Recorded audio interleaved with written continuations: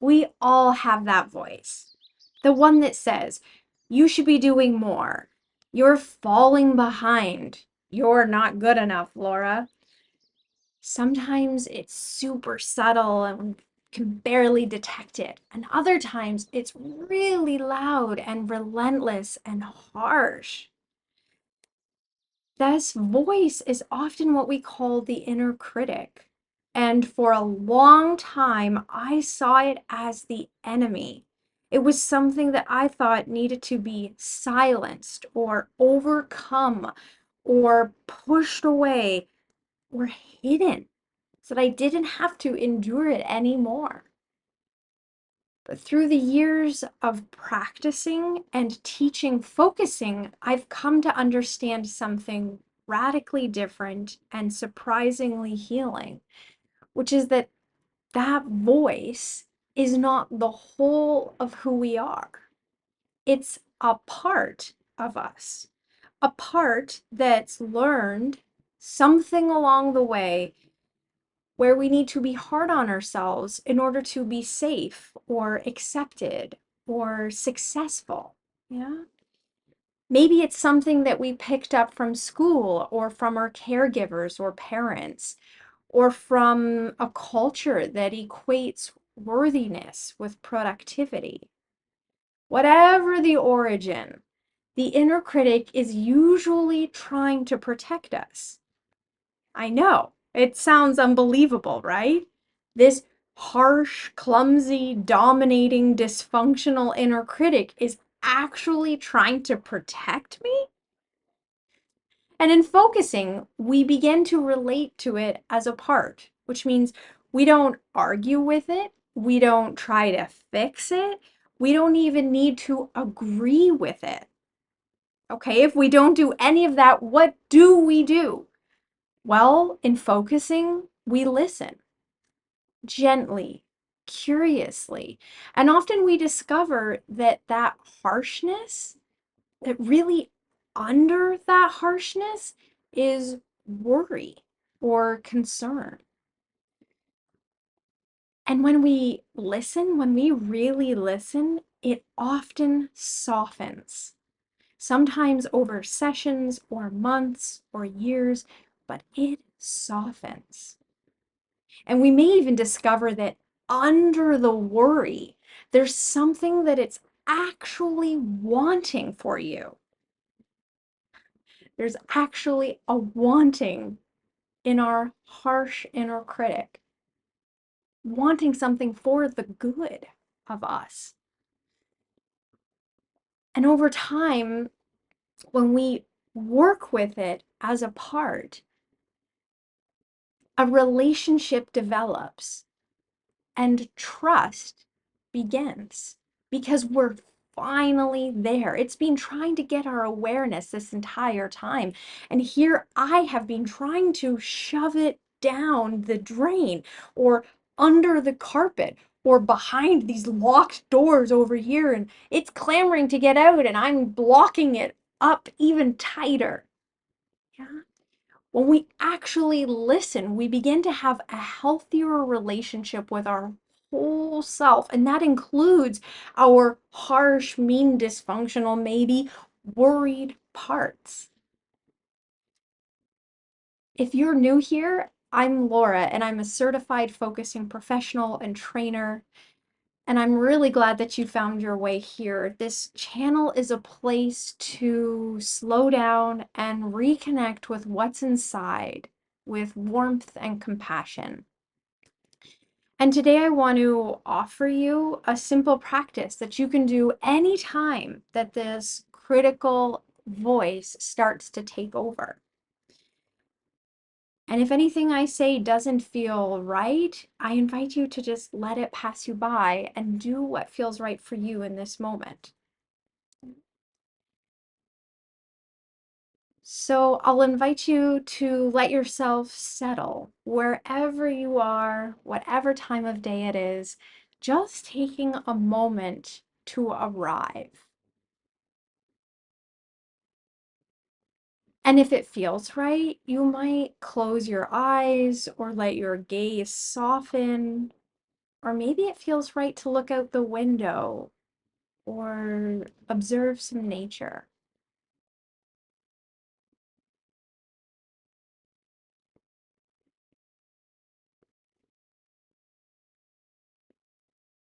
Noticing what your body's in contact with.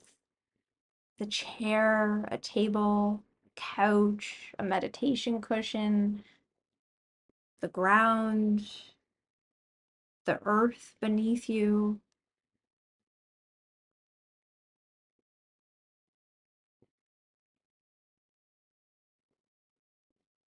Just noticing what your body is in contact with, and if it feels right, letting it rest even deeper into that support that's there under you.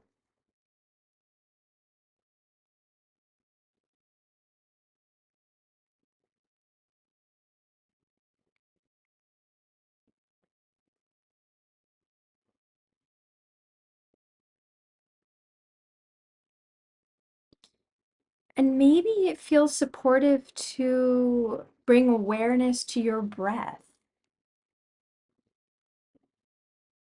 noticing it just as it is.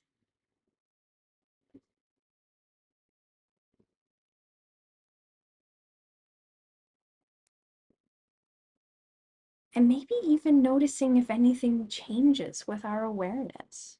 Not that it should change or has to change, but just noticing if it shifts when you bring your awareness to it.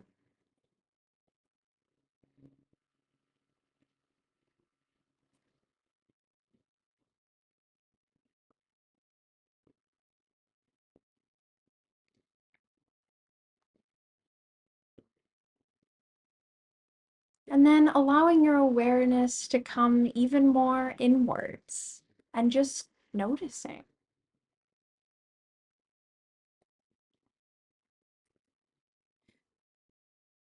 Perhaps noticing if a critical voice is here right now.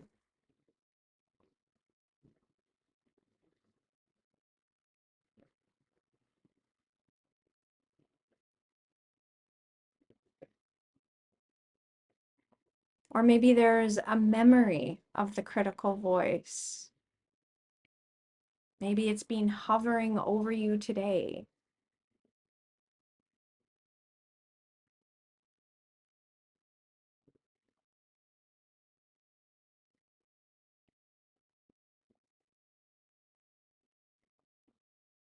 Or maybe what comes is something it often says to you.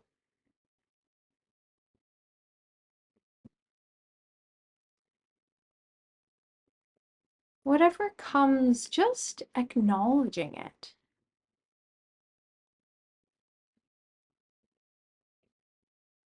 And instead of trying to push that harsh inner critic away, perhaps inwardly saying, I'm sensing something in me that thinks, or I'm sensing something in me that says, or I'm sensing something in me that feels.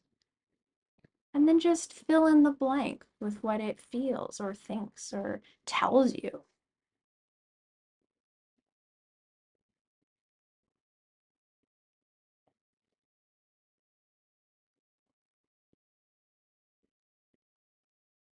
And using this gentle language, I'm sensing something in me, really helps us have space and come into relationship with that voice.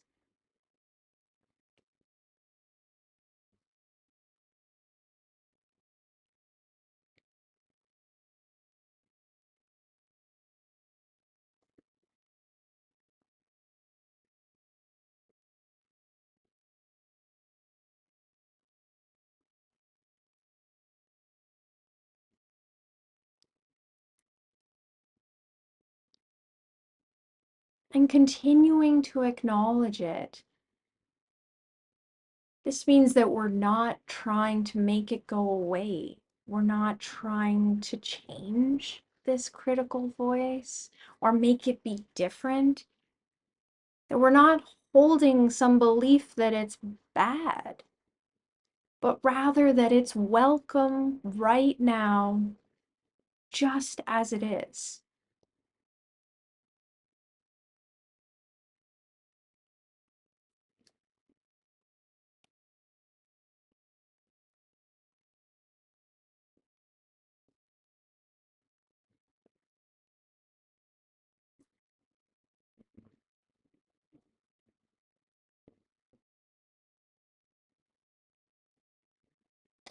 You're here now and you are listening.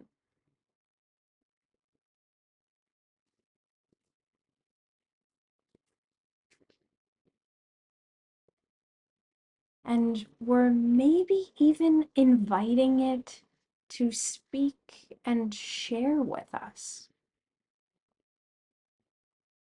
If that feels right, you might inwardly say, maybe you're worried about something.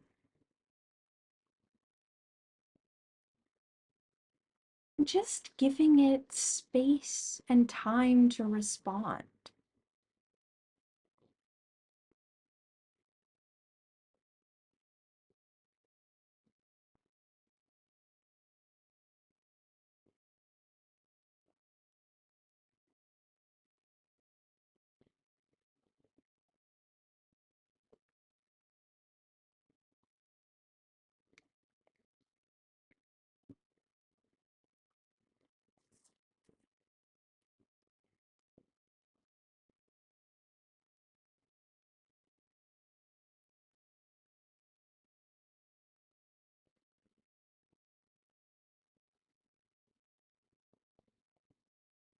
And then letting it know that you really hear it. Maybe saying to it inwardly, I hear how worried you are, or I sense how hard you're trying to help, or reflecting something else that feels true to it in this moment.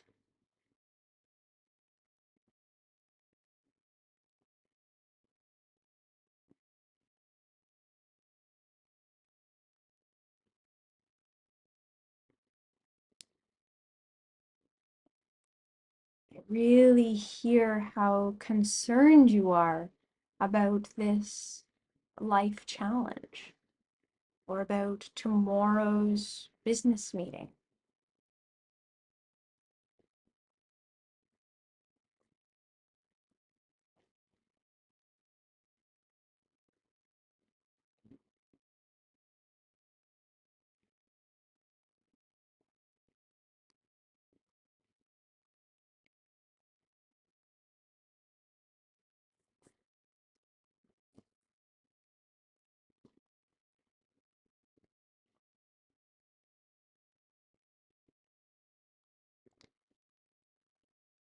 And then if it feels right, maybe sensing what it is wanting for you.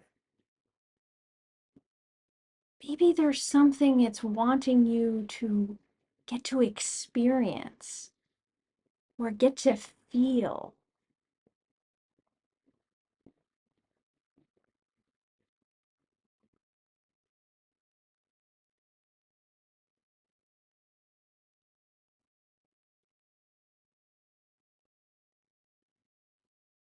So we're just giving it time and space to share if there's a wanting for you, for it, for your life.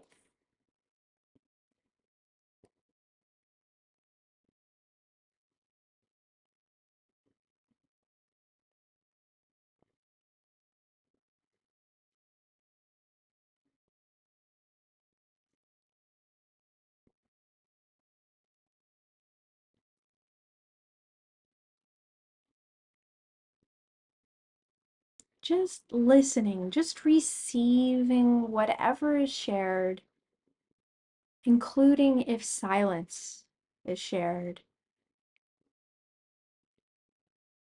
Just really receiving all of that.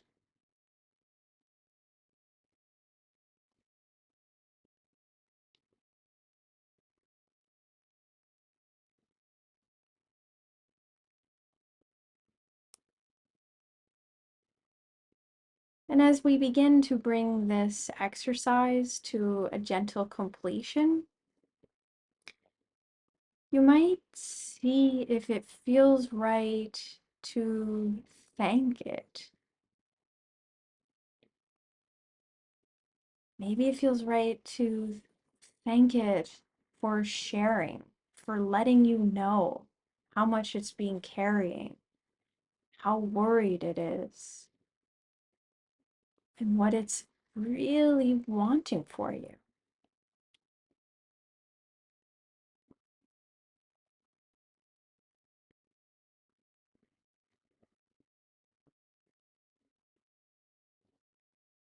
Maybe it feels right to thank your whole body, the seen and unseen, the heard and yet to be heard parts, to thank all of them and to let your whole self know that you are willing to continue to listen, to really listen.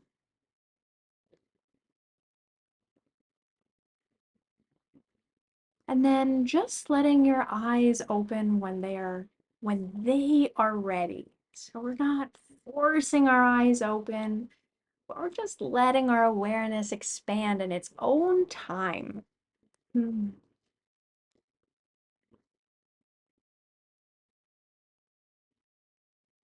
Yeah. So in focusing, there's no goal. It's really about creating a space to come home, to listen to our whole self. And when we begin to make room, when we begin to listen, even to the harshest parts of ourselves, something in us shifts. And this shift can lead to trust and the beginning of real life change. This is just one of the ways that we can work together in a focusing session. Focusing sessions are a space where you're gently guided to meet whatever shows up in our session with presence and clarity and care. And I offer these sessions online. They can be booked individually or in a package. A great resource to take care of ourselves, to listen to ourselves.